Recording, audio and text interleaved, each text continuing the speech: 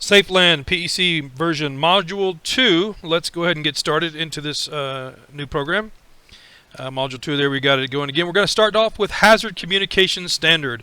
Every company has to have a hazard communication standard, and this is going to go in detail about what that means.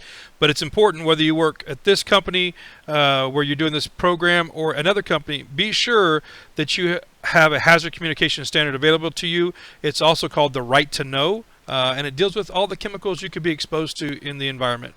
In 1983, Congress came up with the Hazard Communication Standard, and it basically lets everybody in the workplace know what the chemicals they could be exposed to and how to take care of themselves and not have any issues if the exposure happens. In 2014, it aligned with the Hazard Communication Standard with GHS. So that workers across the globe are all part of the same system. If you're working here or in China or Mexico or Italy, it's all the same standard now, whereas before the United States was on their own little game, and we had a lot of issues in that chemicals were brought into the country from other countries. We brought medicines and different chemicals through Mexico and through Canada and from the Middle East and from Europe, and all those issues with not being able to understand what we were getting because it was on a different standard has been fixed with the Hazard Communication Standard and GHS. Under the Hazard Communication Standard, your company must do some very specific things. You have to tell your workers what hazardous chemicals are on your work site. If they're dangerous, what the exposure limit is going to be. In other words, how much can they work in over a time-weighted average of, say, 8-hour day or 4 hours or what have you. If the chemical is hazardous and requires PPE, what PPE do we use? Do we use latex gloves? Do we use leather gloves? Do we use rubber gloves? And if they do, what's their life expectancy if they're exposed to those chemicals? HCS, as I said before, is also known as the right to know, which means you have the right to know and to understand any chemical that you could be exposed to. If something new comes on your job site, it's your employer's responsibility to let you know about that chemical. The Hazard Communication Standard requires manufacturers to classify each chemical or chemical mixture they produce. So it's important to know that the manufacturers themselves, in one of these 16 sections of your SDS book, we mentioned SDSs in the last section, and we'll talk about it more here, tell us that the manufacturers have certain requirements that they have to tell us about because they made the chemical. They are in the best position to know what that chemical can do because they made it. Chemicals with physical hazards, they have to tell you if they can injure you, do property damage, will it melt the container. Again, I mentioned before, you may have to wear certain kinds of gloves as it relates to that chemical. If they're a health hazard, and we have physical hazards and health hazards, if they're a health hazard, will it harm your body and make you sick? Will it give you cancer? All these must be known about the chemical, and it's the manufacturer's responsibility to classify those chemicals. Just real quick, when you see that little logo that just jumped up there that says workbook, in your student handbook, that means that the bolded word or the topic theme on this page is a question that you can fill out in your workbook. So this one we're talking about your company's required to keep up-to-date chemical inventory. There is a question, I think, not only in your work but on your test that lets us know that the companies have to keep an up-to-date list of chemicals on their work site. It does no good to just periodically do a list of what chemicals you have on your work site. This situation where we list all our chemicals has to be up to date, has to be ongoing, and can't have any lapses. If I brought ammonia on the location and didn't record it, that it's on location for 6 months or a year, how many guys could have been exposed to that ammonia? But if I tell everybody before I bring it on and I explain to them the hazards of ammonia, we could have a situation where no one has any exposure, and that's the idea. There's another workbook logo, so keep that in mind that some of this information is going to be right in your student handbook. Product warning labels are used to communicate a chemical's specific hazard. Hazard communication programs must address how labels will be provided for each chemical, and products shipped from the manufacturer will have GHS labels. So what we're saying is on this that every chemical must have a label. It has to tell what it is, and it has to tell all the specifics of that chemical. You can produce those labels within your company as long as it follows the expected criterion. And here's what we're looking for on the GHS labels. On the GHS labels, the global standard labels, it has to have a product identifier, who made it, a pictogram, which we're going to go in depth on pictograms. There's 9 pictograms that are basically little picture symbols that go onto your chemical label. a signal word, a hazard statement, and precautionary statements. All this information is standardized and it cannot be differentiated from place to place. You can put labels on telling yourself what the chemical is, but you have to have your GHS label as it was intended from the manufacturer. And here's what a standard label looks like. It may differ from company to company, but all this information must be there. There's a product identifier on the upper left. Right across from it, there's those pictograms, 2 of the 9 that I was talking about earlier. The first one that you see there is the symbol for the Manhattan Project, which was the guy that invented the nuclear bomb. And if you know anything about nuclear, the radiation can cause cancer. And so they adopted that symbol for any chemical that could potentially cause cancer within your body. So if you see that symbol on a container of a chemical, you know that there's a cancer-causing agent involved with that container. Next to it is pretty self-explanatory, something that could catch on fire. Now, keep in mind that each chemical could have more than one pictogram. It's not just one specific pictogram per chemical. Let's take gasoline, for example. If you have gasoline, will it cause you health hazards and maybe cancer for a prolonged exposure? Well, the answer is yes. So it'd probably have the first symbol there from the pictogram. Will it catch on fire? Well, definitely yes. So it would have the second pictogram as well. So a different chemical may have more than one pictogram, and they basically tell us at the most elementary level what could go wrong if this chemical is exposed to human beings. And here are our pictograms. Pictograms include a symbol, so your little picture, a graphic, a white background, and a red diamond. The white background and red diamond are very important because all pictograms have the same. There are only 9, and here they are. The first one, health hazard. I talked about that earlier, carcinogen. The next one is a flame. The one on the far right, that exclamation part is actually something that could be an irritant. It could sensitize to your skin and cause you irritation, contact dermatitis, those kind of things. The compressed gas cylinder, that's actually a cylinder laid on its side. I've heard a lot of different variations of what that thing looks like, from an alcohol bottle to a cricket bat to something they got paddled with in school to a whole bunch of other things.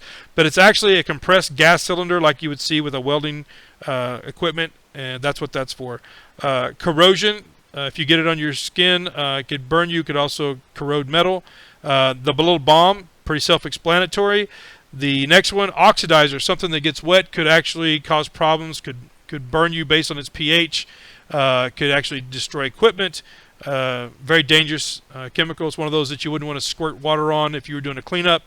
The next one is actually not one recognized by OSHA, in that OSHA didn't produce that one. This is an EPA pictogram. It even says there in the little reader that the aquatic toxicity, dead fish laying there, a tree and some water, that would be an EPA logo, but it would tell you that the environment is at risk with this chemical. And then the last one, I don't think anybody that grew up in the United States would have any trouble identifying the skull and crossbones. Basically, get away, there's a problem here. All right, this is real important. Signal words. Signal words should be standardized, and they communicate the level of severity of a potential hazard. The GHS labels have 2 signal words. There's your little workbook logo. These are in your workbook. I actually know for sure that one of these is there specifically. It could either say danger or warning. Clearly, danger is more severe. Warning is less severe. It cannot say both. We can't have a chemical that's dangerous and warning at the same time. You can be warned of the dangers, but they can't have both of the signal words on the GHS label. The hazard communication and precautionary statements. Labels will have a hazard statement. Basically, that statement tells us how a chemical's nature and how serious a hazard could be if you're exposed. And a precautionary statement. This is a little paragraph that will describe to you or your group how you can reduce the effects of exposure into the hazardous chemical. Basically, how do I keep away from it? The product warning labels look something like this. There are a few out there. These are the NFPA, the National Fire Protection Group labels, as well as the HMIS labels. Now, some of the lettering or the numbering from 0 to 4 may be different from the different organizations, but the health hazards and risks can be easily determined by reading their product information. Let's look at the one on the left. The NFPA label for fire is red. For them, anything below 73 degrees Fahrenheit would be a 4, or pretty dangerous for a flash point, all the way down to a 0 be where it will not burn. Those are kind of things that you can learn to look at as you see that little triangle on DOT vehicles and other sites that you go to that may have these labels warning you of a product's location. The SDS sheet, this is going to be in your workbook. They used to be known as MSDSs, Material Safety Data Sheets. After years and years of deliberation, Congress, in their infinite wisdom, removed the M and just called them SDSs now. They're safety data sheets. They give us information on the chemical. They are standardized now. Every one of them has 16 sections. They must be in a position where everyone can find them. In other words, they have to be available to the workers. You can't hide them in your desk. You can't get all the chemical lists that you have and get SDS sheets off the internet for them or from the manufacturer, put them in a binder and stick it in your desk. That's not the case. They need to be out and available to anybody that could have any kind of exposure. Again, there are 16 sections. What I focus on as a safety professional and as a paramedic is section 4, 5, and 6. The rest of it for me, I don't want to say I don't care. It's not important. It is important, but for me, after I know what the chemical is, which would be section 1, I care about first aid, section 4. What do I do if I get it on me? How do I fix myself? Am I in danger? Section 5, will this stuff I just got on me catch on fire? To me, that's pretty important. And then section 6, if I spill it on the ground, is there an environmental hazard that I have to be worried about? Is it going to be a situation where cleanup has to be done by specially trained people, or is it something I can take care of? So for me, sections 4, 5, and 6 of your SDX are the most important. Beyond that, it's what's your level of training that you want to get into for your different sections. Your training over HazCom, Hazard Communication Standard, must cover 3 main areas. Number 1, detecting the release of hazardous chemicals. How will you know if the chemical has been released into your area? Number 2, is the chemical a physical or a health hazard? You should know that, and that's in your SDS book. It's also in your GHS logo, if you remember. We talked about that. And then as far as the whole standard goes, what is your company doing to protect you and tell you about the chemicals that you could be exposed to? Do they have a list? Is there a training class? Do you meet annually? Is there something that goes out as a newsletter? Do you have a written program posted on the wall? Is there an inventory list of all the chemicals laying around in the safety office and in your group areas? How does your company express to their people that they are covering this program, that you are protected? All facilities where employees work, have exposure to hazardous chemicals, must have a written plan. So if you have a situation where you have chemicals that you have coming and going regularly, then you have to have a plan for exposure. Again, what is the company going to do if I get this on me? Who do we call? Those kind of things. The elements of the programs must include, if you're changing labels, how are you doing the labels? You can't just have one guy walk around with a marker writing new labels on things and another guy making his own logos and pictures and putting something on. It's got to be standardized. Where are the SDSs? How are they labeled? How can I find them? All these things must be part of the plan. When do we do training? Training should be done annually, as well as when any new chemical enters the workplace, and all that must be identified in your plan. Hazardous non-routine tasks. In other words, are we going to require a permit for some of this stuff that's really, really hazard before we let people use it? Where we can find a list of hazardous chemicals at the work site. In other words, where are we keeping our inventory at? And how to access the written plan. You can basically ask your company, can I have a copy, or can I see a copy of the hazard communication plan so I know what to do? Your training should have it available to you, as well as your safety department. All right, so let's go on into environmental. Environmental, what can be said? Waste must be properly identified and separated. There's a question that's going to pop up on your test that talks about what is waste, and the answer, they're looking for waste category would be solid waste. But here are the different categories we have for waste: solid waste, exploration and production waste, universal waste, and hazardous waste. Hazardous waste, there's our little writer for our book, forms a solid, harmful to the people and the environment. The EPA has it on a list for being severely dangerous by being a corrosive, ignitable, flammable, etc., and must be trained on by the workers. There are different types of waste that we generate in the oil and gas industry every year, from used oil in the oil filters to antifreeze, just trash that accumulates as we tear open bags and use rags and wipe things down and clean things off. We generate our own waste that must be dealt with. Some of the ways that we reduce the waste are we change the oil product or the actual waste product. We break it down into a product or multiple products that aren't considered waste. In other words, we have these little microbes, for example, for oil that eat oil. They actually live by eating oil. So we have an oil spill, we have waste oil, and we can take this little microbes and throw them in this vat of oil, and over the next day or two, they will eat the oil, and the problem won't be as it was before. We'll be able to dispose of it as not an oil product. It's really great.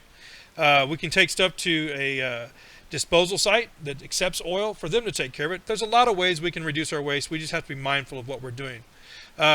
The federal government put out the Spill Prevention and Control and Countermeasure Plan. Everybody's required to use it. You have to have a plan to know what you're going to do if you have spills and how to prevent them and how to clean them up. It's our responsibility to make sure that every effort is made to do it appropriately and within the law. The purpose of the SPCC, or Spill Prevention, Control, and Countermeasures, is to help us prevent facilities from discharging any kind of chemical or oil specifically into waterways that could go down and pollute the public water systems and pollute the general populated areas of the country. These waterways would be navigable waterways. In other words, where ships are coming in and out of the country through ports and harbors, that we have to have a spill control countermeasure plan. Imagine a oil tanker coming into a harbor and then for no apparent reason it lost 1,000 barrels of oil in the harbor, which would be not uncommon. I mean, it's for them to have that amount of volume. So what would we do if we lost all that oil into the harbor?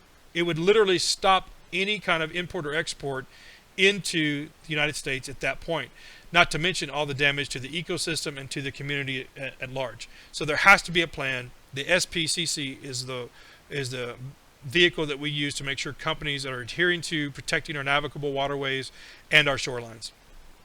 The rule that created the SPC requires all facility owners and operators to join in, be a part of it, and your company should have a specific plan if you're dealing with anything that touches the water or coastline. Some more information about it, what's going to be in it, basically the layout of your facility, who to call if something happens, and how do we prevent this stuff from going into the water. All right, HAZWOPER, not to be confused with HAZCOM.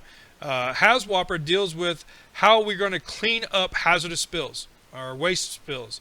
There's a difference in seeing a spill and being trained to clean it up, and HAZWOPER and the HAZWOPER standard deals with that emergency response to hazardous substance releases.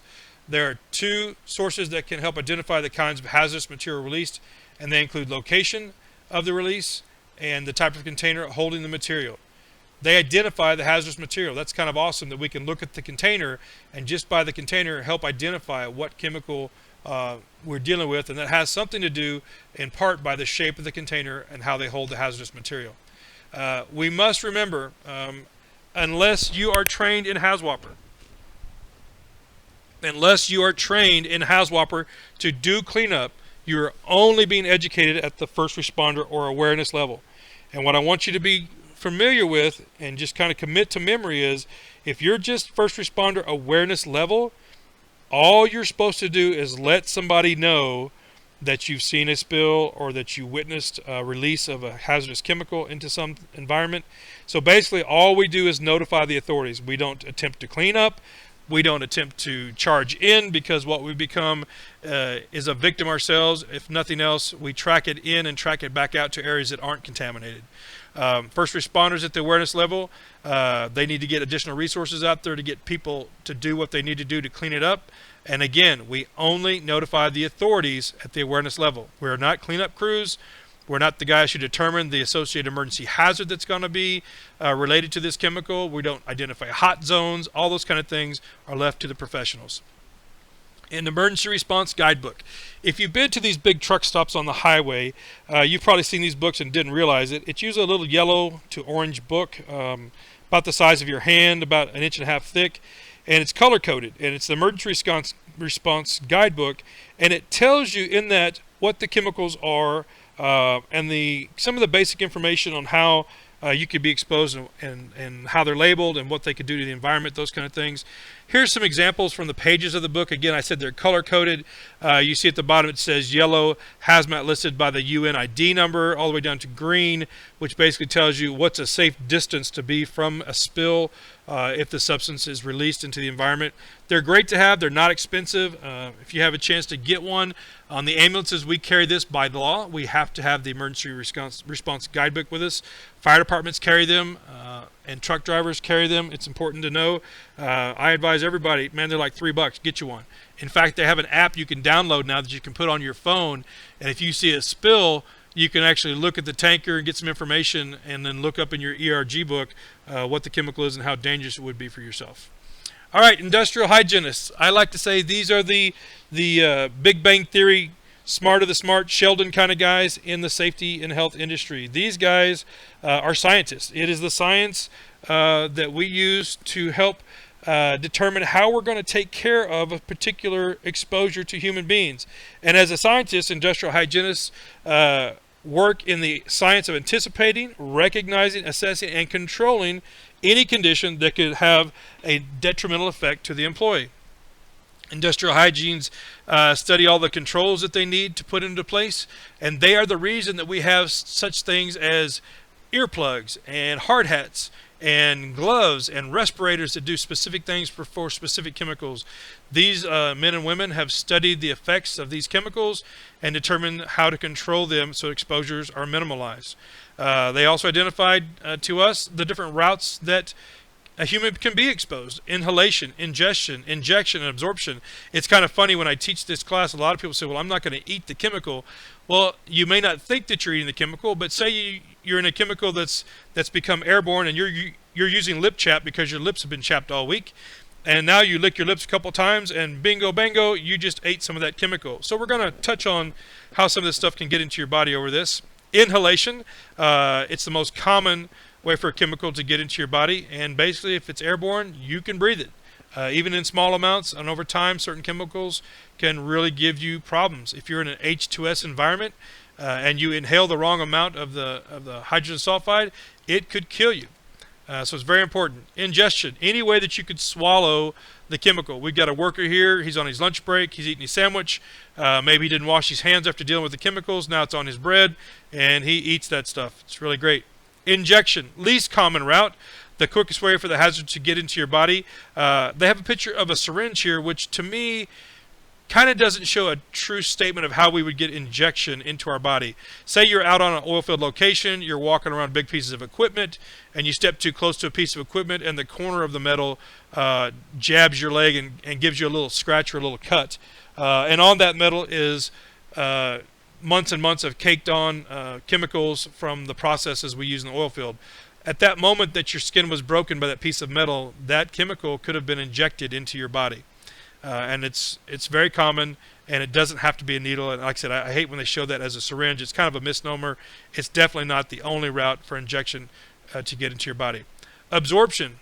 We get this stuff on us. In the oil field, it's not the cleanest environment. We literally wear what we're working with all day long for hours and hours. And some of the chemicals that we can get onto our bodies can be absorbed straight through the skin. They can break that skin barrier and get into our bloodstream and either have chronic or immediate effects on our bodies. The way that hazards break down into different categories are: we have air contaminants, chemical contaminants, biological contaminants, and physical contaminants. There are three types of air contaminants: include particulates, vapors, and gases. Now there's a difference between a vapor and a gas. The other thing that you need to know is when you're doing different kind of respiratory protection, for the most part, gases cannot be taken out of the air. You can't filter a gas away from the air by just wearing a filter mask. It just will not work. You're not reducing the exposure. It's a false sense of security, and be really mindful if someone tells you any different.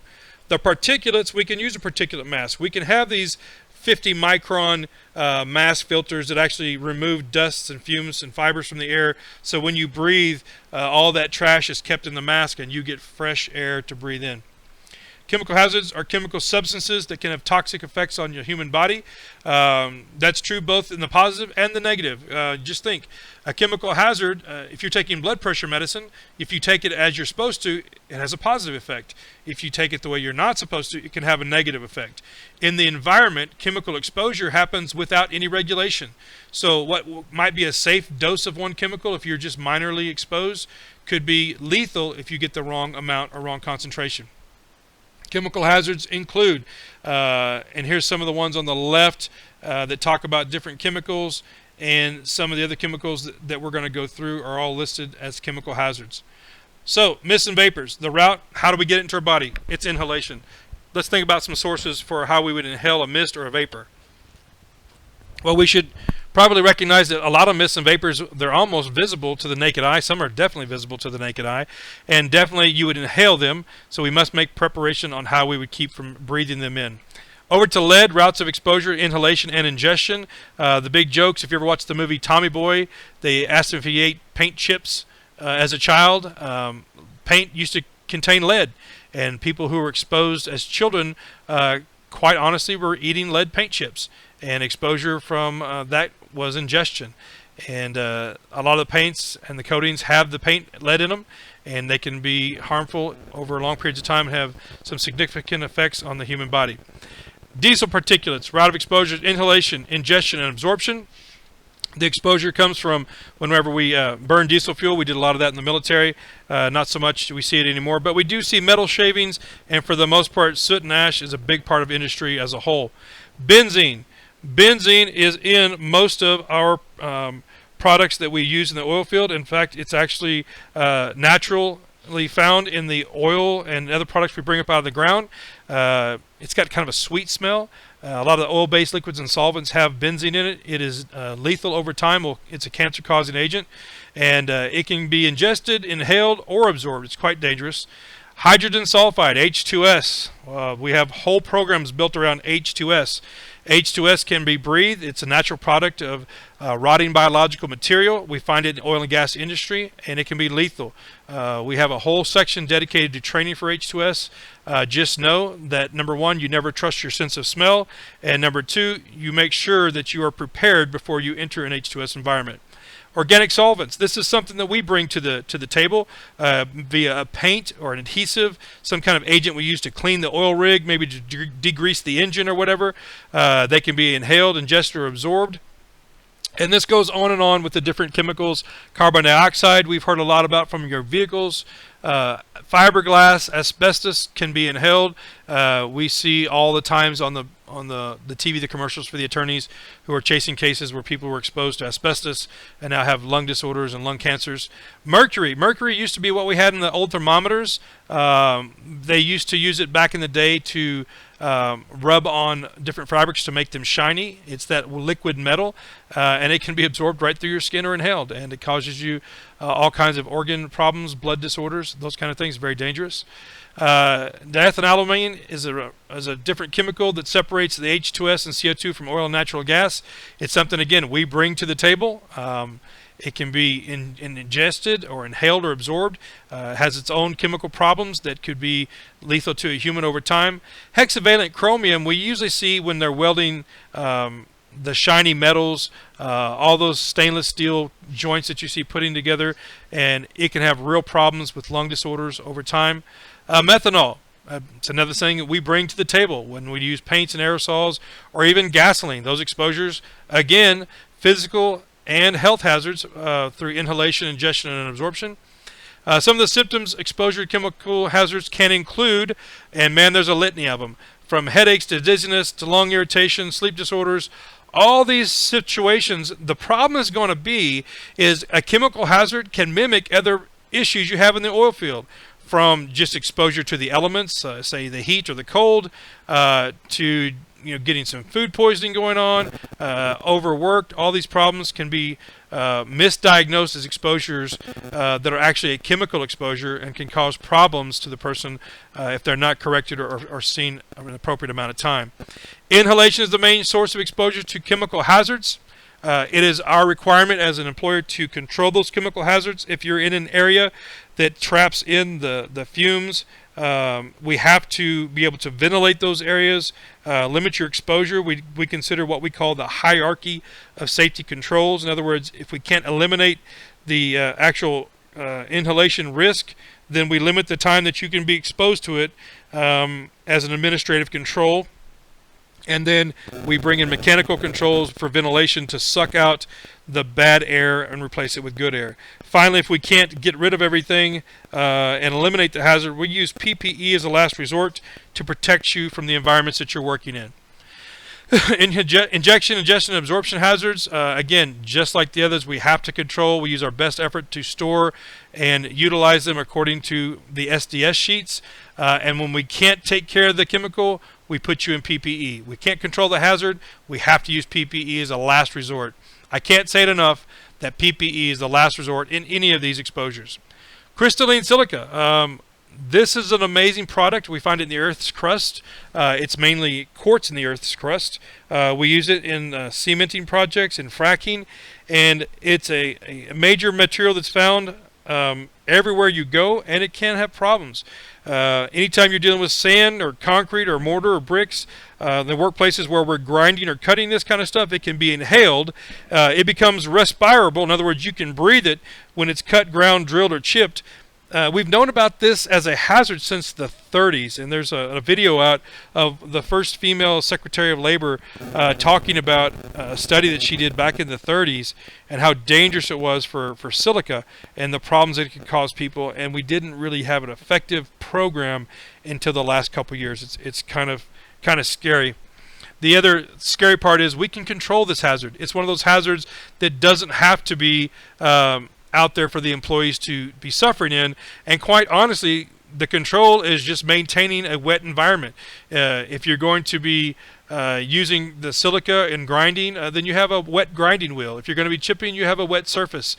All these exposures can be done through engineering controls by spraying water on the environment, using a wet edge milling, using wet sweeping to clean up HEPA filters that are attached to your actual tools to suck in the dust before it gets airborne into the breathing zone of the employee, and then limiting exposure to these things. All these things can be done so that the employee's exposure is limited.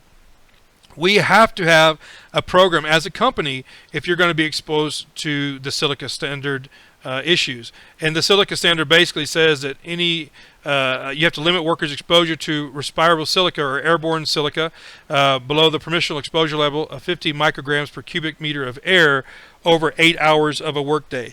And if you're going to be exposed to that amount of silica or more, then we definitely have to make sure that you have the training to be in that environment and that we have the appropriate control measures in place before we allow you to go there. Our training and our program must be in writing, and we must show you how to take care of it. And the other thing is we must ensure that you are following the rules. Not only do we have to write up the program, but we have to maintain records. If you have exposures that are ongoing and significant, we need to make sure that you've been physically examined post and pre-exposure to the silica and ongoing as your work determines that you're going to be in that problem area. All right, let's move into biological hazards. These are substances that pose a threat to the health of living organisms. Here's some of the hazards we deal with. Viruses, bacteria, fungi, plants, and animals. A lot of people don't consider that a biological hazard, but the first time you step on a rattlesnake, I bet you'll see what I'm talking about. And then other people would be a biological hazard. You find biological hazards basically in everything. If you've been to the store, you've been exposed to a biological hazard. If you've used a public bathroom or even a private bathroom, you've been exposed to a biological hazard. And for sure, in the work environment, you're exposed to biological hazards on a daily basis. You can be exposed by breathing or swallowing hazards, needles. Got a picture of a little mosquito here, sharing his West Nile with everybody. All these hazards are hard to control, but there are routes that we can take to ensure that we lessen the severity of any exposure. Wildlife. We had a guy that not too long ago went to a porta potty, and he had to go to the bathroom number 2 and pull down his pants, sit down, and that's about the time he realized that the black widow that was on the toilet seat grabbed the inside of his inner thigh, and not only did he lose about 2 weeks worth of work, he lost about 3 inches of flesh from his inner thigh from where that thing bit him. So animals can definitely, and all critters of all sort to include bugs, can definitely be a problem that we have to be aware of. Reduce your exposure to biological hazards by properly storing your food and avoiding contact with potentially infected animals and items. Don't bring stuff with a bunch of mayonnaise on it to the hot oil field and think that it's going to be okay to eat after it's been cooked in the sun for 115 degrees all day. You're going to be sick. You're going to produce a problem.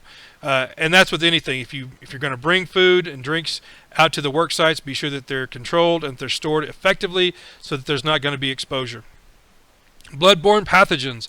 Bloodborne pathogens. This has been a big concern over the last, I would say, 2 decades.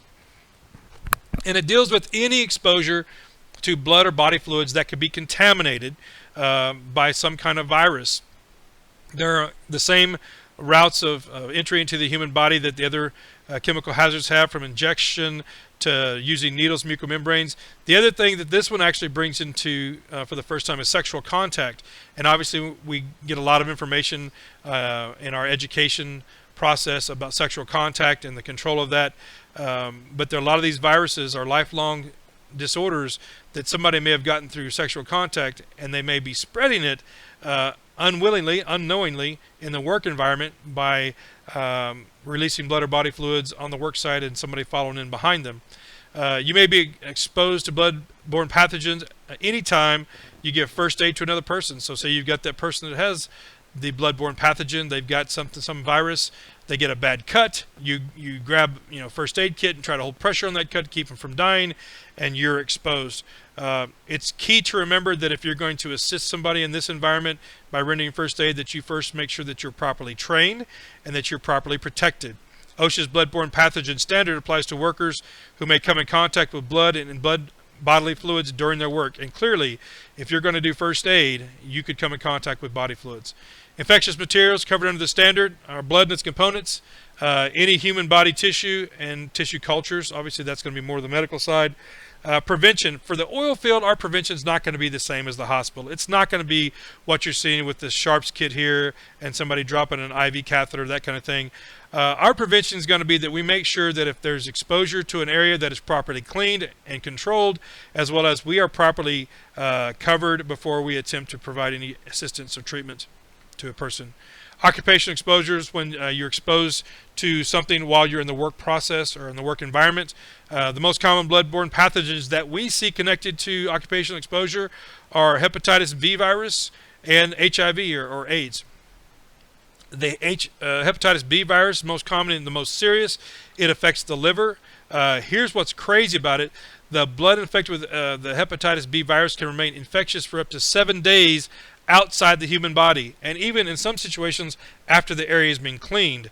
It can be fatal if left untreated. The Hep B virus is serious.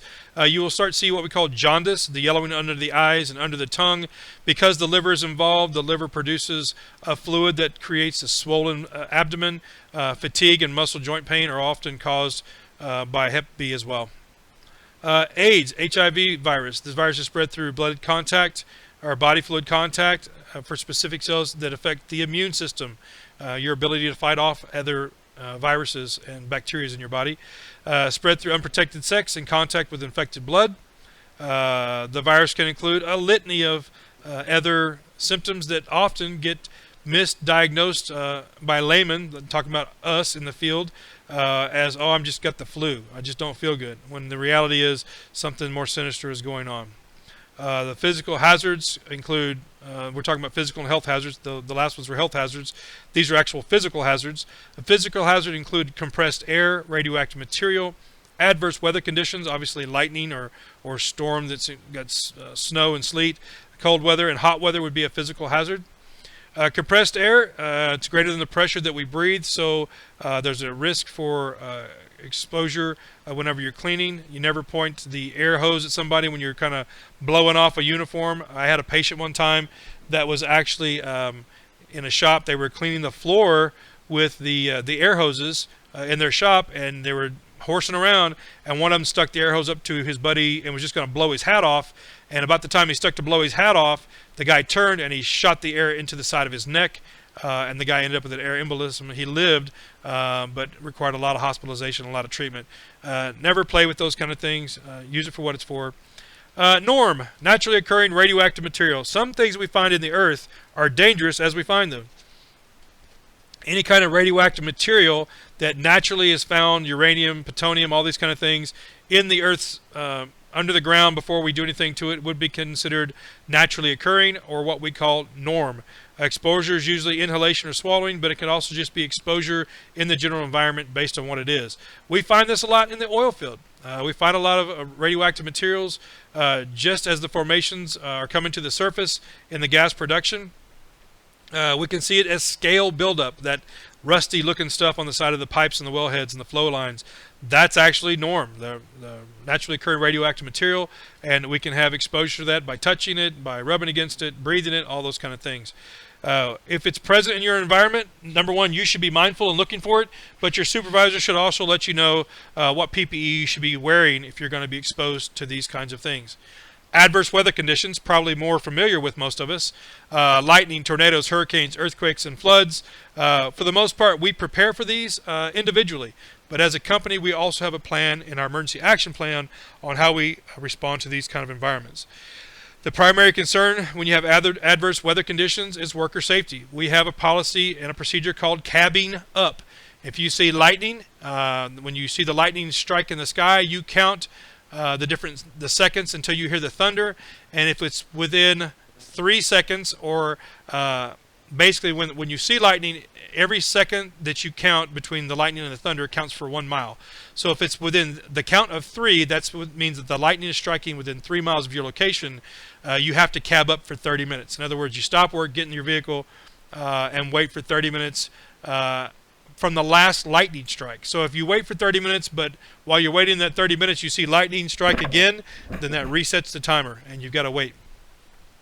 Working in both cold weather conditions and hot weather conditions can cause physical health hazards to workers. This is no joke. Hypothermia, we don't deal with a lot in Texas, but in other parts of the country, hypothermia can be a real problem. The issue is you don't realize that you're getting cold. After you get cold, you start getting numb. And then when you start sweating from doing the work, that sweat can actually freeze inside your clothes, and you're not realizing that you're in trouble. Cold work can produce a lot of slips and falls. Frostbite, when the actual cold and numbness starts turning to burning and stinging, then you're dealing with potential issues of frostbite. Within our region of the country, in the oil and gas industry down south, we deal with the hot temperatures, and one of the ones that can come from high temperature and humidity is heat stress. OSHA states that workers are at risk for heat stress when their body temperature is over 100.4 degrees Fahrenheit. That is a question in your book that you need to fill in, 104 degrees Fahrenheit, and I believe if I were a betting man, you'd probably see that on one of your test questions as well. A worker's sensitivity to heat is affected by a lot of different things. If I got a 22-year-old guy working out in 100-degree weather and he's standing right next to a 55-year-old guy working out in 100-degree weather, clearly their age can be a factor on how well they can handle that environment. Now, that being said, if I got a 22-year-old guy from Alaska working in 100-degree weather and a 55-year-old guy from South Texas working in 100-degree weather, the 55-year-old guy probably has a better chance of doing a better day's work than the young guy who's not been exposed and not been acclimated to that hot weather environment. Some of the things that we should also consider as we go into this would be any previous medical conditions, alcohol and drug use. As you're working in these environments, the alcohol and drug use can tax your body, and weight. The appropriate weight can really determine how well somebody can sustain themselves in a hot weather environment. Heat-related illnesses include heat cramps, heat exhaustion, and heat stroke, and they go in that order. Heat stroke being the most serious, and it's truly a medical emergency. This is when your body can no longer regulate how it controls the heat, and it's a really dangerous situation. Heat illness symptoms can be as minor as just having cramping and pain, headaches and nausea, to actually becoming unconscious, going to convulsions, and if heat stroke is part of the mixture, then we could actually see death of the employee, and that's not where we want to go.